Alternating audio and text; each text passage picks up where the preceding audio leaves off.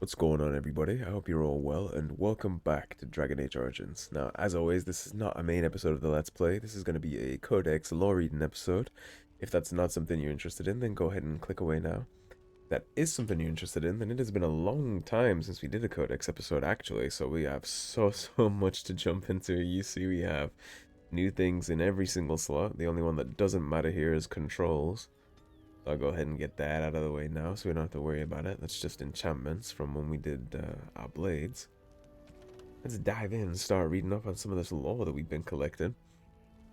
Finally collected enough to have a hell of an episode. So Halla. No creature is more revered by the Dalish than the Halla. No other animal has a god of its own. These white stags are much larger than ordinary deer, and the Dalish Halla keepers carve their antlers as they grow, making them curve into intricate designs. In ancient times, these stags bore elven knights into combat, but since the fall of the Dales, they are used less as mounts and more to pull the Aravels. They become kind of like huskies, essentially.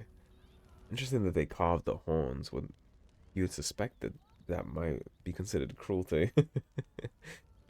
Sure, it is uncomfortable for the Halla. Then again, they do seem to have some kind of a relationship with each other. Maybe they like it. Maybe they like being bedazzled. And everybody remembers these obnoxious creatures from Ostagar. Shriek. Scholars call these tall, lean Darkspawn the Sharlock, though they are more popularly known as Shrieks because of the ear-splitting cries they emit in battle. Many tales exist of soldiers being unnerved by the sounds of approaching shrieks, cloaked in darkness and never seen until the moment they strike. As horrors of the night, shrieks are renowned for their incredible speed and agility, as well as their stealth. They are the assassins of the Darkspawn, penetrating the enemy lines and striking their target using long, jagged blades attached to their forearms to rip their opponents to shreds in seconds. They have been known to employ poison, often drawn from their own blood, and have demonstrated cunning group tactics when attacking in numbers. We actually didn't see many of these creatures in the Battle of Ostagar, but in Return to Ostagar we did. I suppose since their blood is tainted, they kind of just bleed themselves onto their blades to poison it, and then everything they slash is going to get the Darkspawn taint. Interesting to remember that you can't become a Grey Warden just by having resistance to the taint like that. If we had been stabbed with a Darkspawn blade covered in Darkspawn blood or the Blight, we would have died. It's the join-in ritual with delirium and the magic and everything that goes into that that is what makes a Grey Warden. You can't just get blight sickness to become a Grey Warden. Okay, so in Giant Spider, we have a update. We read Giant Spiders, now we have Corrupted Spiders. Corrupted spiders are giant arachnids that originally grew in the depth of the deep roads, feeding on numerous species of large bats. When the deep roads were lost to the Darkspawn, they began to feed on the numerous Genlock, and their numbers grew exponentially, as did their size. The Darkspawn Taint has become a permanent part of their system, passed on to their progeny. This has had the effect of increasing their size abnormally, as well as their aggressiveness. Some corrupted spiders have made their lairs in surface forests, but most remain underground, close to their blight-tainted meals. And we actually ran into those in Ostagar too. They, right in the tunnels from where the Darkspawn flanked us during the original Battle of Ostagar is where those corrupted spiders were. There's essentially a direct route from the battlefield where King Cailan and Duncan were fighting to the Tower of Ashal through the collapsed tunnel. Kind of seemed like they just dug up like some Gears of War E-Day kind of thing. So we have two things in items. Aodh. Long ago, a soldier from Guaran was returning home after 20 years of war. He had sold his sword for passage to Denerim, and had to make his way through the Brazilian forest with nothing to his name but a single crust of bread. On his way, he met an old blind woodcutter sitting on a tree stump. "Here is someone worse off than myself," said the soldier, and he gave the old man his last scrap of bread. The old man blessed him, and gave the soldier his axe in return. The soldier went on his way, and soon night fell. He made his bed in a tree branch and held the woodcutter's axe at his side to ward against beasts and bandits. When the moon was high, he was awakened by the sound of weeping. "Show yourself," he shouted, for try as he might, the soldier could find no one nearby. "Help me," spoke the tree in which he'd been sleeping. "A mage transformed me into this shape, and I will never be set free. If you had any pity in you, you would cut me down so that my spirit could go to the Maker." So the soldier took up his axe and struck the tree. The cuts bled like wounds, and soon hot blood covered the axe and burned the soldier's hands. But he held tightly to the axe and felled the tree. The tree shattered when it hit the ground, and from the splinters rose a demon, who bowed to the soldier and vanished into the fade. The soldier was chilled to the bone, and could not sleep. In the morning, he found that the axe still burned like the blood of the Sylvan, but despite its heat, he could not get warm again.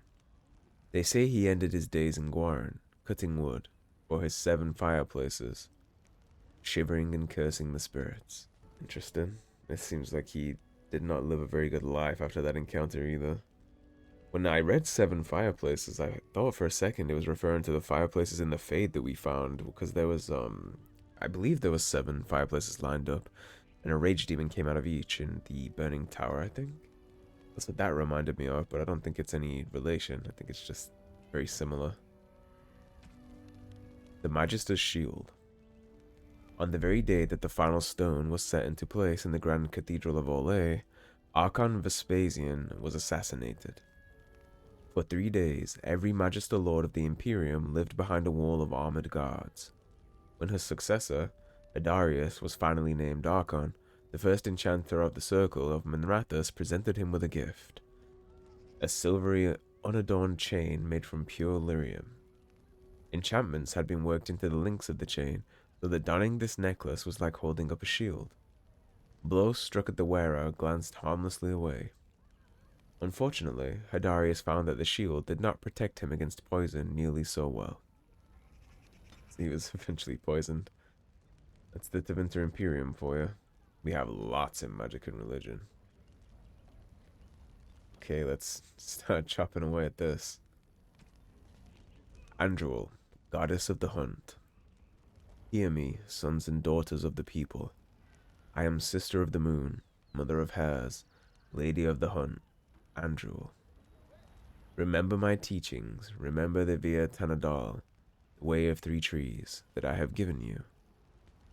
Via Asan, the way of the arrow, be swift and silent, strike true, do not waver, and let not your prey suffer, this is my way. Via Barasan, the way of the bow. As the sapling bends, so must you. In yielding, find resilience. In pliancy, find strength. This is my way. Via Adalen, the way of the wood. Receive the gifts of the hunt with mindfulness. Respect the sacrifice of my children. Know that your passing shall nourish them in turn.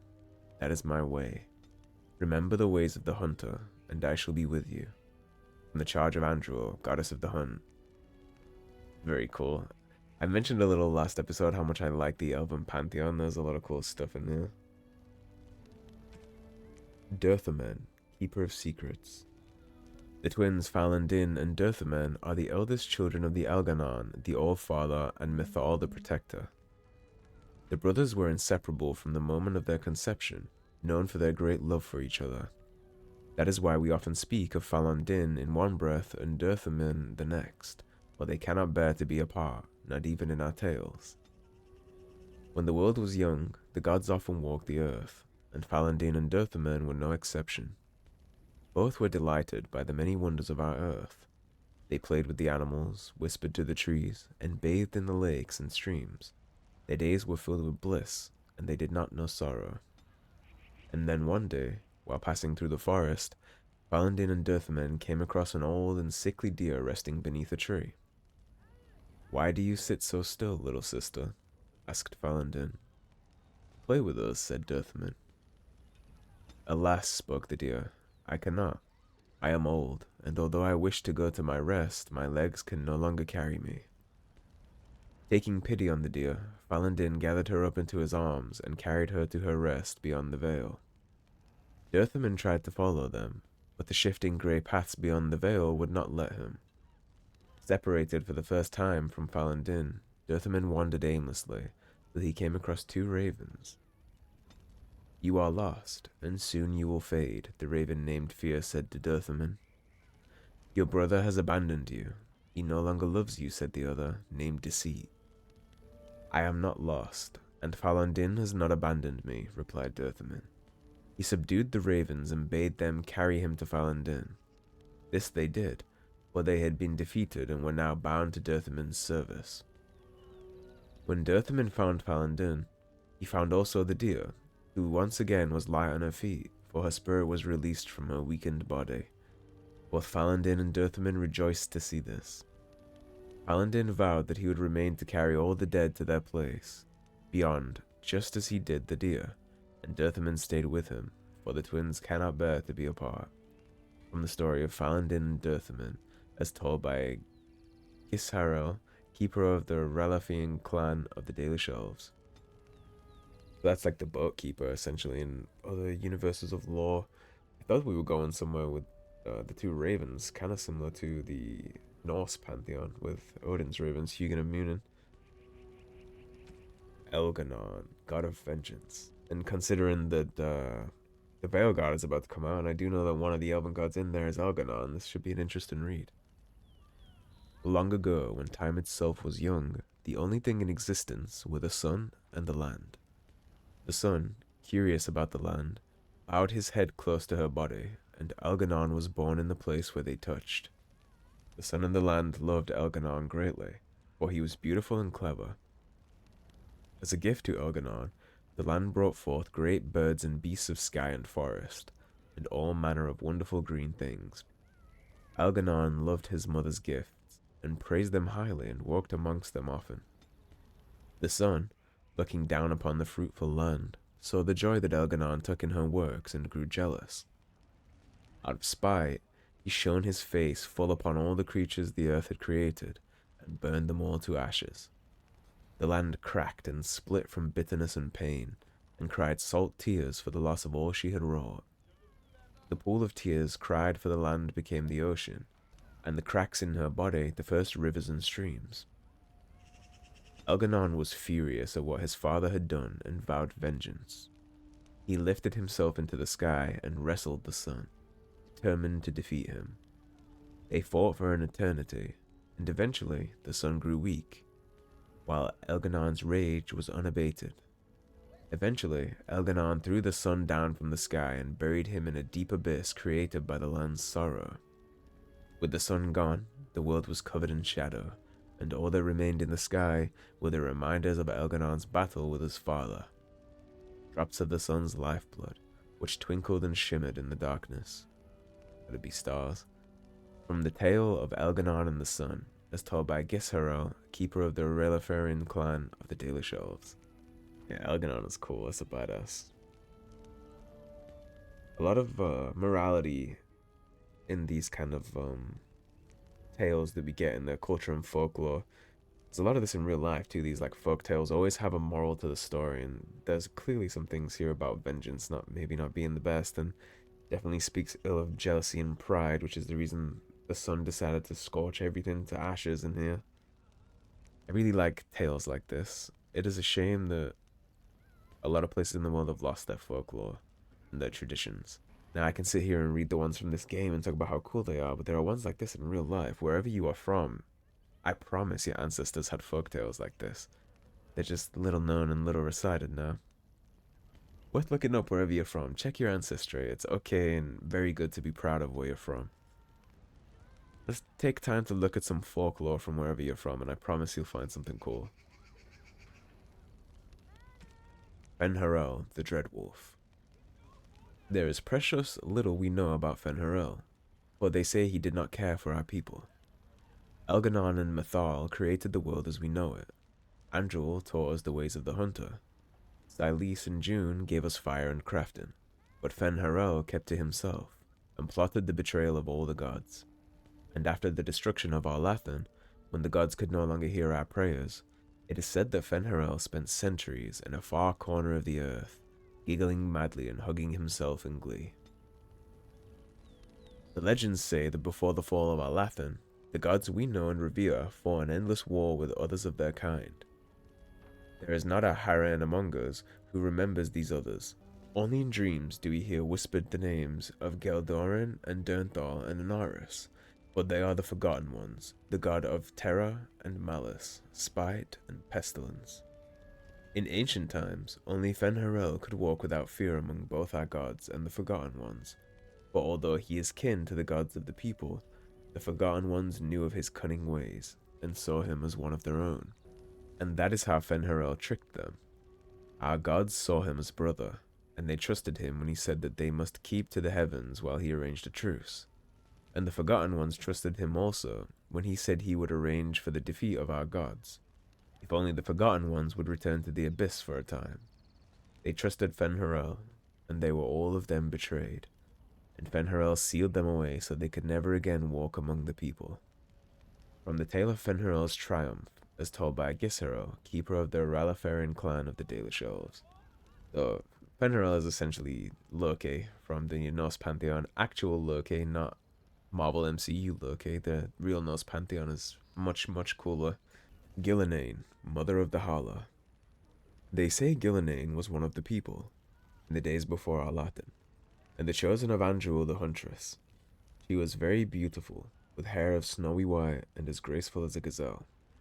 She kept always to Andruil's ways, and Andruil favored her above all others. One day, while hunting in the forest, Ghilan'nain came across a hunter she did not know. At his feet lay a hawk, shot through the heart by an arrow. Ghilan'nain was filled with rage, for the hawk, along with the hare, is an animal much beloved of Andruil. Ghilan'nain demanded that the hunter make an offering to Andruil, in exchange for taking the life of one of her creatures. The hunter refused, and Ghilan'nain called upon the goddess to curse him, so that he could never again hunt and kill a living creature. Ghilan'nain's curse took hold, and the hunter found that he was unable to hunt. His prey would dart out of sight, and his arrows would fly astray. His friends and family began to mock him for his impotence. For what use is a hunter who cannot hunt? Ashamed, the hunter swore he would find Ghilan'nain and repay her for what she had done to him. He found Ghilan'nain while she was out on a hunt with her sisters, and lured her away from them with lies and false words. He told Ghilan'nain that he had learned his lesson and begged her to come with him, so she could teach him to make a proper offering to Andruil. Moved by his plea, Ghilan'nain followed the hunter, and when they were away from all of her sisters, the hunter turned on Ghilan'nain. He blinded her first, and then bound her as one would bind a kill fresh from the hunt. But because he was cursed, the hunter could not kill her. Instead, he left her for dead in the forest. And Ghilan'nain prayed to the gods for help. She prayed to Elgar'nan for vengeance, to Mother Mythal to protect her, but above all, she prayed to Andruil. Andruil sent her hares to Ghilan'nain, and they chewed through the ropes that bound her, but Ghilan'nain was still wounded and blind, and could not find her way home. So Andruil turned her into a beautiful white deer, the first Halla, and Ghilan'nain found her way back to her sisters, and led them to the hunter who was brought to justice. And since that day, the Halla have guided the people, and have never led us astray, but they listened to the voice of Ghilan'nain. And the tale of Ghilan'nain is told by Gisero, keeper of the Ralafarin clan of the Dalish Elves.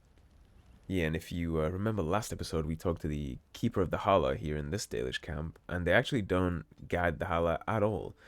The way the Dalish Elves wander is they wonder where the Halla take them. They just attach everything to the Halla and they let them walk on, and they'll go wherever they do. There's a big bond of trust between the Dalish and Halla. Halla are very sacred. If there's one thing you do not want to do as an outsider, it's mess with the Halla. June, god of the craft. We dedicate all our crafts to June, for it is he who taught the people to bend the branches of trees to make our bows, and to fashion coverings of furs and ironbark. Without June, would we have the Aravels, or the harnesses for our Halla? When the people were young, we wandered the forest without purpose. We drank from streams and ate the berries and nuts that we could find. We did not hunt, for we had no bows. We wore nothing, for we had no knowledge of spinning or needlecraft. We shivered in the cold nights, and went hungry through the winters, when all the world was covered in ice and snow. Then Sylaise the Hearthkeeper came, and gave us fire, and taught us how to feed it with wood. June taught us how to fashion bows and arrows and knives so that we could hunt. We learned to cook the flesh of the creatures we hunted over Sylaise's fire, and we learned to clothe ourselves in their furs and skins, and the people were no longer cold and hungry. As told by Gisherel, keeper of the Ralaferin clan of the Dalish Elves. Sylaise, the Hearthkeeper. Sylaise the Hearthkeeper is seen as the sister of Andruil the Huntress.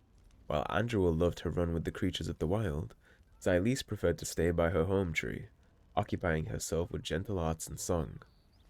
It is Sylaise who gave us fire and taught us how to use it. It is Sylaise who showed us how to heal with herbs and with magic, and how to ease the passage of infants into this world. And again, it is Sylaise who showed us how to spin the fibers of plants into thread and rope. We owe much to Sylaise, and that is why we sing to her when we kindle the fires and when we put them out. That is why we sprinkle our Aravels with Sylaise's fragrant tree moss, and ask that she protect them and all within. As told by Gisherel, keeper of the Ralaferin clan of the Dalish Elves. The Aeonar. When the Imperium occupied the area that is present-day Ferelden, they had two sides dedicated to magical experimentation at the extreme ends of the Imperial Highway. The southern one was the fortress of Ostagar, which looked out over the Qunari wilds. The northern one was Aeonar, although the exact location is now a secret known only to a handful of Templars. Whatever it was the Tevinter were trying to discover at Aeonar, their work was never completed. The fortress was overrun by disciples of Andraste upon hearing the news of her death. According to legend, it was a massacre, eerily silent, for the invaders caught the mages while all but one of them were in the Fade. The site was left structurally sound but spiritually damaged. Possibly because of this, the Chantry chose to put it to use as a prison. Accused Maleficarum and apostates are held in the confines of Aeonar. Those who have a powerful connection to the Fade, and particularly to demons, will inevitably attract something across the veil, making the guilty somewhat easier to tell from the innocent. From Of Fires, Circles, and Templars, A History of Magic in the Chantry by Sister Patrine, Chantry Scholar. And if you recall Jowan over at Redcliffe when I said that in the Mage Origin he actually gets an initiate of the Chantry sent to Aeonar as a prison, this is what it is, why I said it was kind of like Azkaban. It is a place where a lot of people got slaughtered. The veil is very thin, so they'll put blood mages that they're not quite sure about in there, and if they really are a blood mage, no doubt they will summon a demon to try and get out of Aeonar, or be possessed by whatever means, and then they can just simply cut their heads off. Aeonar seems like a bad place.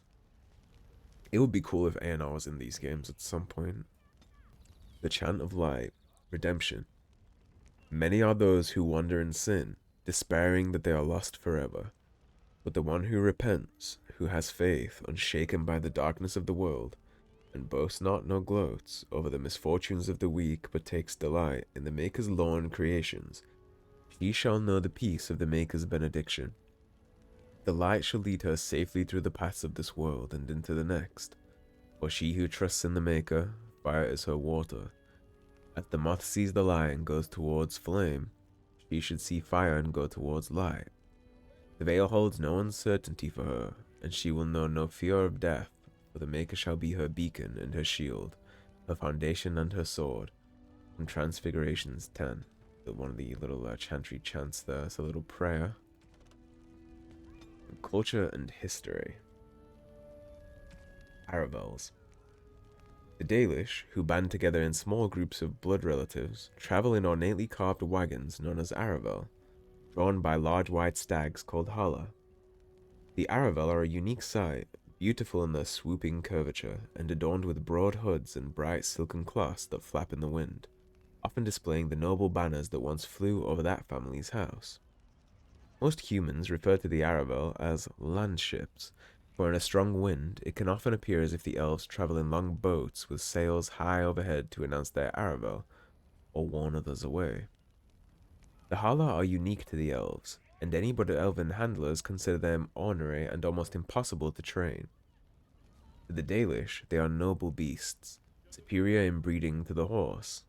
Certainly most humans would agree that the Halla are as beautiful as the elves themselves. The fact that many imperial nobles maintain a bounty on Halla horns that find their way into Tevinter is an affront the Dalish consider unforgivable. Well, of course, the Dalish, the Halla come from a god, so they're like the god's herd, essentially. Few among us can claim to have seen the Dalish landships up close. Any human who sees them on the horizon does well to head the other way. Few Dalish clans take kindly to humans intruding on their camps, and more than one tale tells of trouble-making humans who found themselves mercilessly filled with Dalish arrows. From In Pursuit of Knowledge, The Travels of a Chantry Scholar by Brother Genitivi, The Dales. Many forget that when Holy Andraste called out to the oppressed peoples to rise up, it was the elves who answered her first. The humblest slaves of the Imperium became a vanguard, and when victory came, they were rewarded accordingly. They were given a land in what is now the south of Aodh, called the Dales. A great exodus of elves undertook the journey to their new home, crossing ocean, desert, and mountain. Their city, the first elven city since the fabled Arlathan, was called Harlam Shiral. A new era had begun for the elves. But the old era wasn't through with them. In their forest city, the elves turned again to worship their silent ancient gods. They became increasingly isolationist, posting emerald knights who guarded their borders with jealousy, rebuking all efforts at trade or civilized discourse. Dark rumors spread in the lands that bordered the Dales, whispers of humans captured and sacrificed to elven gods. And then came an attack by the elves on the defenseless village of Red Crossing. The Chantry replied with the exalted march of the Dales, and the era of the Elven Kingdom came to an end. Alam Shiral was utterly destroyed, the elves driven out, scattered, left to survive on goodwill alone. From Ferelden, Folklore and History by Sister Petrine, Chantry Scholar. Now, this Battle of Red Crossing here, one of the Dragon Age games, and I'm not sure if it's this one, but there is a Dragon Age game that talks about that and explains what actually happened. It could be Inquisition, or it could be Dragon Age 2, or it could be this one. I don't exactly remember, but from what I recall, there's something to do with lovers here, and I think it's a Dalish and a human from Red Crossing are in love, and I think one of them gets murdered, and then it kind of progresses from there, and this is spun into a big tale which eventually led to the Exalted March. My gut is telling me that's the story in Inquisition, but I'm not 100% sure. The Long Walk. When our people left Tevinter, we had nothing except the knowledge that for the first time in countless centuries, we were free. It was Shartan's dream that one day we would have our own homeland, where we could live as we chose. After the long struggle that claimed the lives of many, even Shartan himself, we were granted the Dales, and though the Dales were to the south of the land of Aodh, and a long way off from Tevinter, it mattered little. We were going home, and so we walked.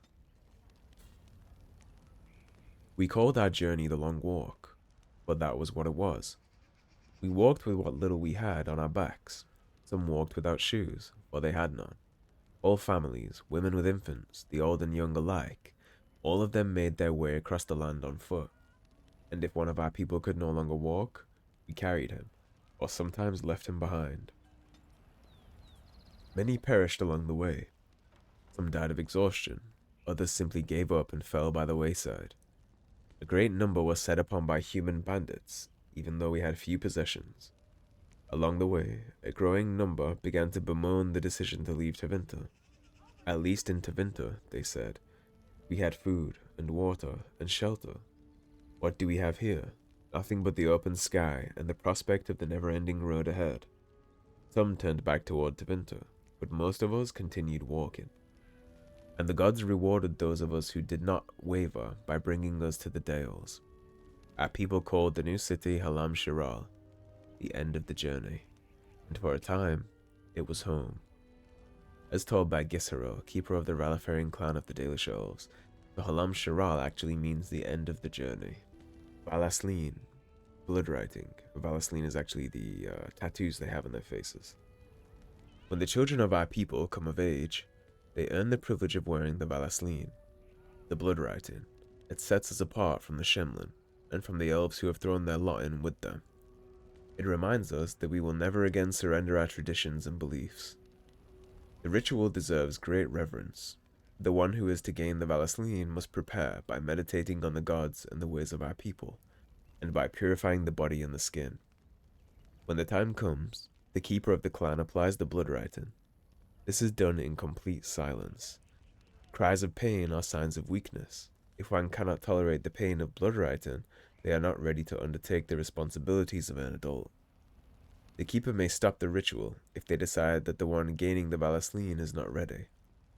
There is no shame in this, for all children are different, and our ancestors once took centuries to come of age. As told by Ghilan'nain, keeper of the Ralafaring clan of the Dalish Elves, the Anderfels. The Anderfels are a land of shocking extremes. It is the most desolate place in all the world, for two blights have left great expanses of the steppes so completely devoid of life, the corpses cannot even decay there. No insect or grub will ever reach them. It is a land filled with wonders like the Murdain, with its gigantic white statue of Our Lady carved into its face, her hands outstretched and bearing an eternal flame, or Weishaupt Fortress, with its walls of living rock towering over the desolate plains below. The Anders, too, are a people of extremes, the most devout priests and the most deadly soldiers, the poorest nation in the world and the most feared. From In Pursuit of Knowledge, Travels of a Chantry Scholar by Brother Genitivi. Now, Weishaupt Fortress is the main base of the Wardens. That's where the Warden hierarchy is based. All the top leading Wardens are in Weishaupt. If I was in the situation our Wardens are, I would have sent a letter to Weishaupt immediately. Even if they don't get here in time, they do need to know what's going on with this. Arlathan, Part 1. Before the ages were named or numbered, our people were glorious and eternal and never changing. Like the grey oak tree, they were constant in their traditions, strong in their roots, and ever reaching for the sky. They felt no need to rush when life was endless. They worshipped their gods for months at a time. Decisions came after decades of debate, and an introduction could last for years.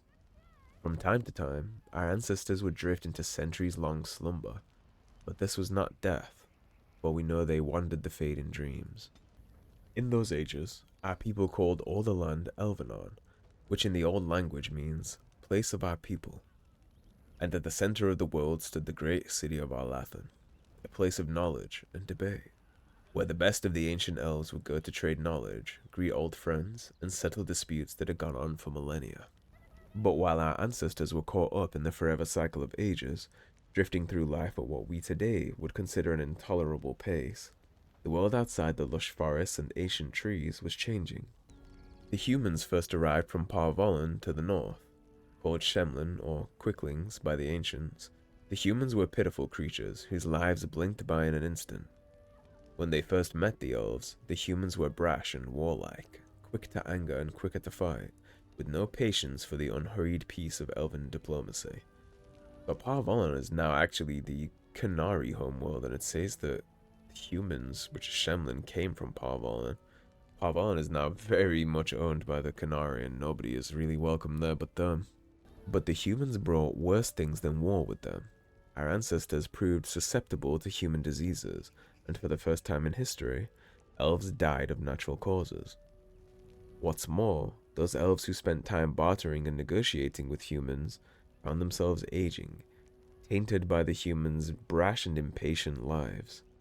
Many believed that the ancient gods had judged them unworthy of their long lives and cast them down among the quicklings.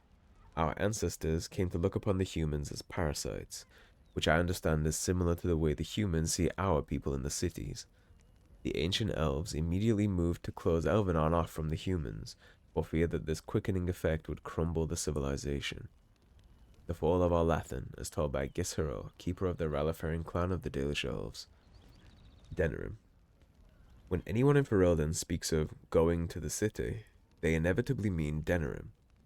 There is no other place in the kingdom which rivals it, not in size, population, wealth, or importance.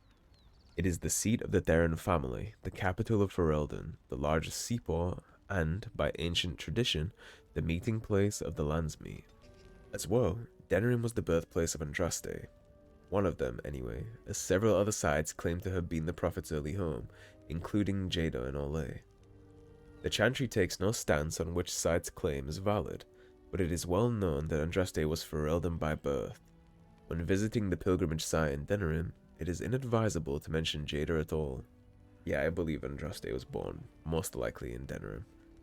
The Jada thing is just the old legions trying to take some of the credit, and that's all part of that little game that they play. The city rests at the foot of the Dragon's Peak, a solitary mountain scarred by ancient lava flows. During Andraste's lifetime, it reputedly filled the sky with a great column of black ash and sent burning rock raining down as far away as the Free Marches, but it is now considered extinct. Some believe it merely sleeps, and will again darken the sky with ash and fire when the last Ferelden king dies, but this is highly unlikely. From In Pursuit of Knowledge, The Travels of a Chantry Scholar by Brother Genitivi.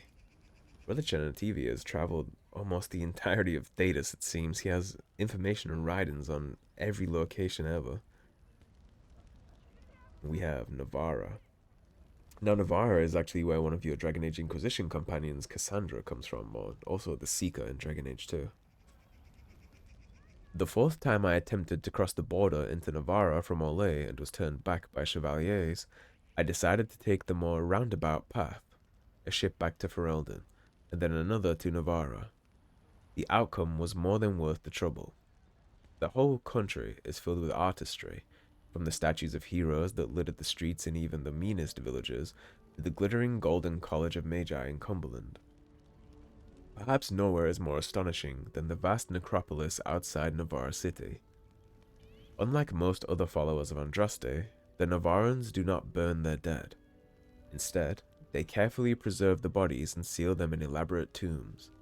Some of the wealthiest Nevarrans begin construction on their own tombs while quite young, and these become incredible palaces, complete with gardens, bathhouses, and ballrooms, utterly silent, kept only for the dead. From In Pursuit of Knowledge, The Travels of a Chantry Scholar by Brother Genitivi. Imagine how creepy that would be, being in a necropolis like that, a tomb full of dead people, and it has like a garden, a bathhouse, a ballroom, and it's all just pin drop silent. Nothing with you but the dead. No, thank you. I would not be the one maintaining that. The Qunari. Anyone who travels far enough to the north will eventually encounter the Qunari. White-haired, bronze-skinned giants, a head again taller than a man, with frighteningly calm demeanors and a sort of sparkling fire behind their eyes. For quite a long time, people believed that all Qunari were male, or that their men and women were simply indistinguishable.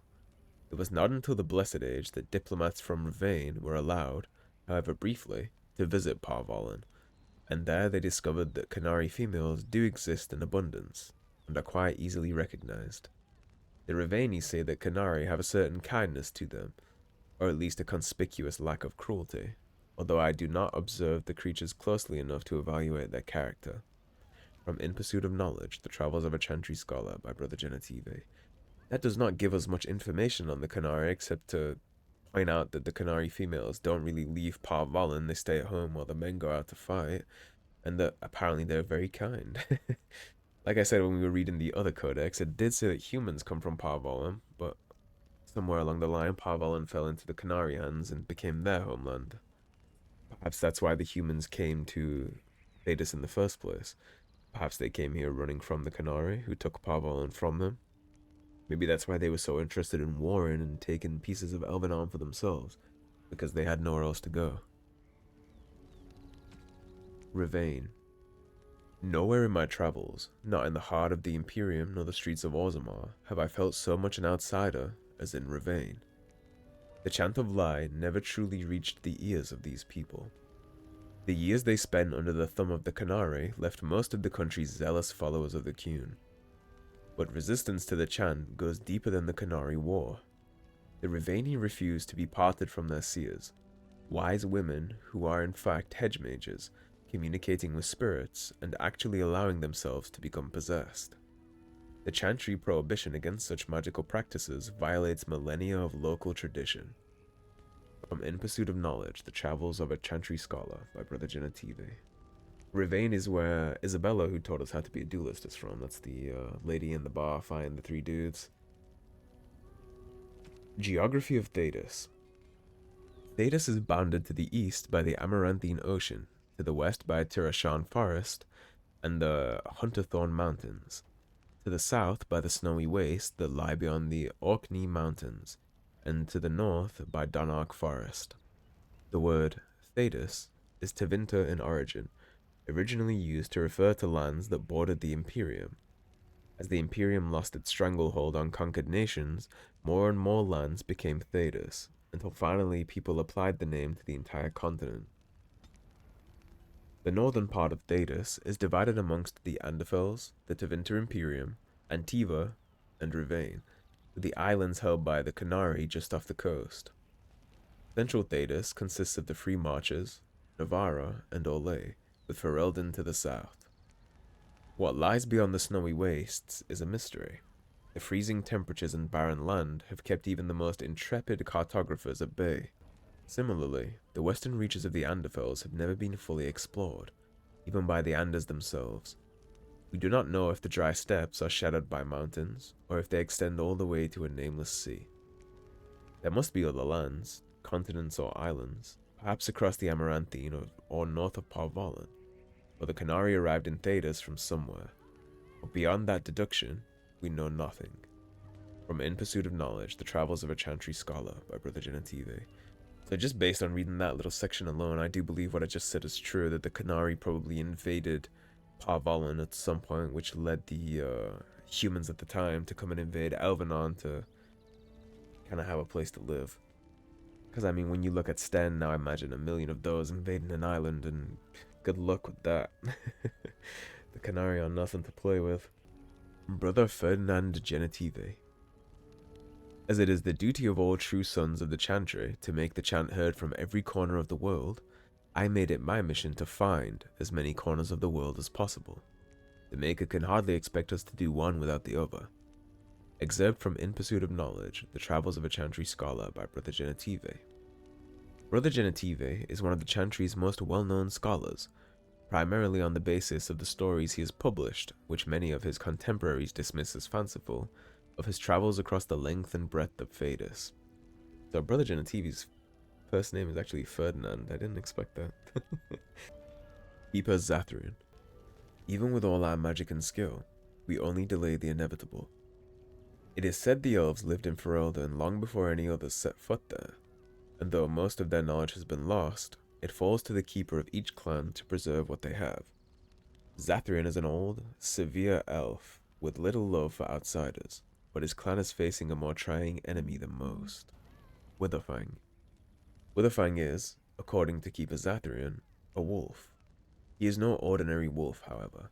He is a wolf possessed by a powerful spirit, and the source of the werewolf curse that plagues the Brazilian forest. While Witherfang is hundreds of years old and very powerful in his own right, the only way to end his curse is to cut out his heart and bring it to Zathrian.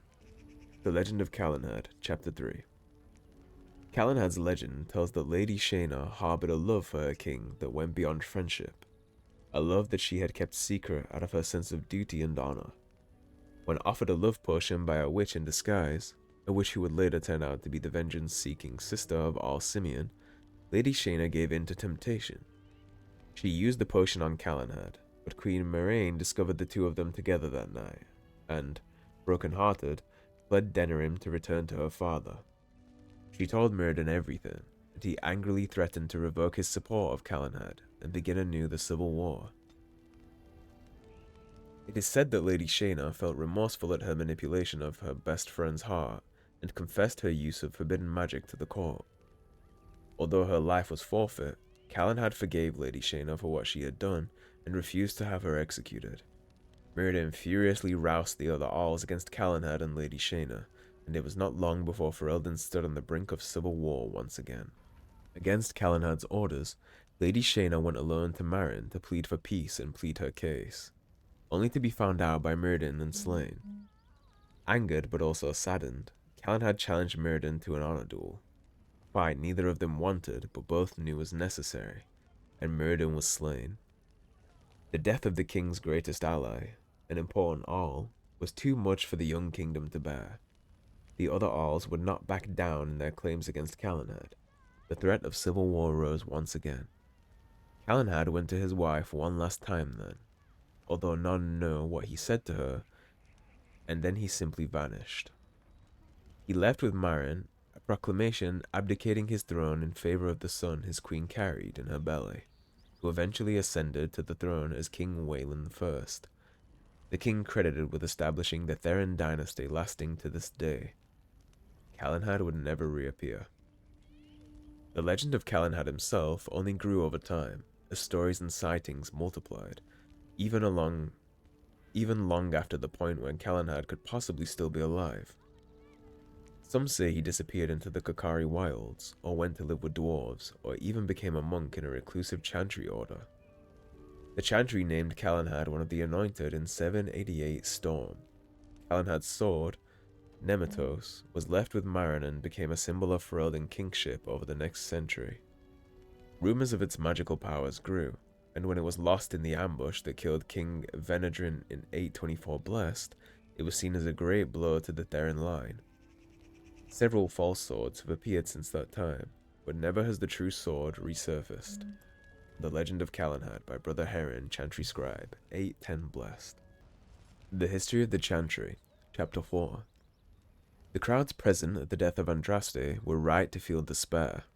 It is believed that the prophet's execution angered the Maker, and he turned his back on humanity once more, leaving the people of Thedas to suffer in the dark. In these dark times, mankind scrambled for a light. Any light. Some found comfort in demonic cults that promised power and riches in return for worship. Others prayed to the old gods for forgiveness, begging the great dragons to return to the world. Still, others fell so low as to worship the Darkspawn, forming vile cults dedicated to the exaltation of evil in its purest form. It is said that the world wept as its people begged for a savior who would not come. Andraste's followers, however, did not abandon her teachings when she died.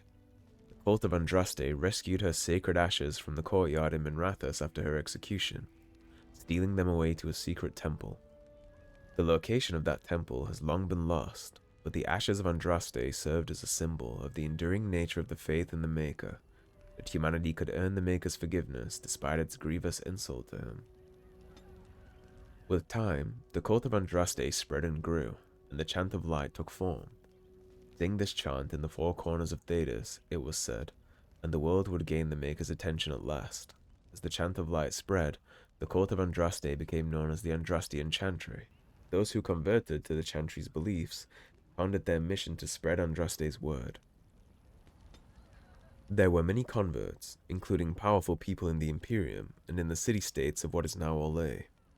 Such was the power of the Maker's word that the young King Draken undertook a series of exalted marches meant to unite the city-states and create an empire solely dedicated to the Maker's will.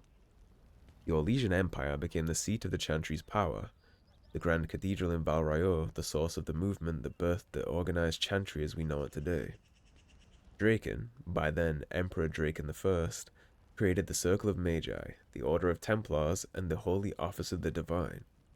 Many within the Chantry revere him nearly as equal with Andraste herself. The modern Chantry is a thing of faith and beauty, but it is also a house of necessity, protecting Thedas from powerful forces that would do it harm. Where the Grey Wardens protect the world from the Blights, the Chantry protects mankind from itself. Most of all, the Chantry works to earn the Maker's forgiveness, so that one day he will return and transform the world into the paradise it was always meant to be.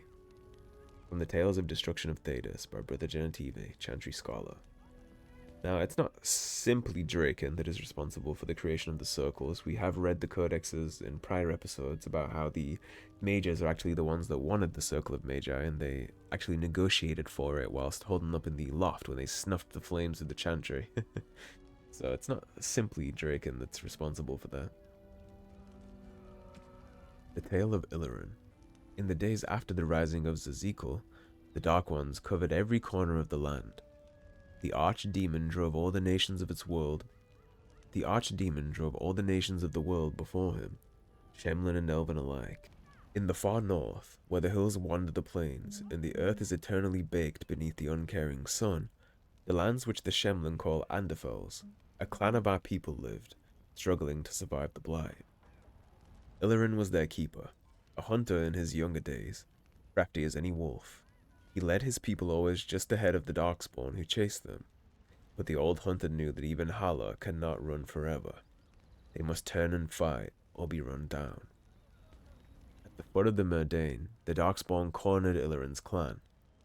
That night, the moon was strangled by clouds, the earth concealed by a dread mist that rose out of nowhere, so that the Elven could not tell up from down. In the confusion, the Darkspawn attacked. But Illirin had prepared for them. All around the camp, the hunters had strewn dry grass, brush, and brambles. When the sound of rustling footfalls began, Illirin and the other Haren called upon the old magic. They struck out with lightning, and though the bolts missed the Darkspawn, they hit their target all the same. The sea of kindling lit, and not one of the Darkspawn creatures made it through the fires to reach Illirin's clan. From the tale of Illirin, written by Zathrian, as it has been passed down from keeper to keeper for generations. That's actually a tale specific to this clan of Dalish. Alrighty, that was a long one. We had lots and lots of codexes to read. I did not expect it to have built up that much, but lessons learned on that one. But anyways, my voice is absolutely dying, so that's going to be a wrap for this episode, guys. Thanks for watching. If you enjoyed the video, please subscribe, leave a like and a comment. If you want to support the cause and help improve the channel, there is a tip link in the description below. Otherwise, stay tuned and I'll see you guys soon with more Dragon Age Origins. Take care, guys. Have a good day.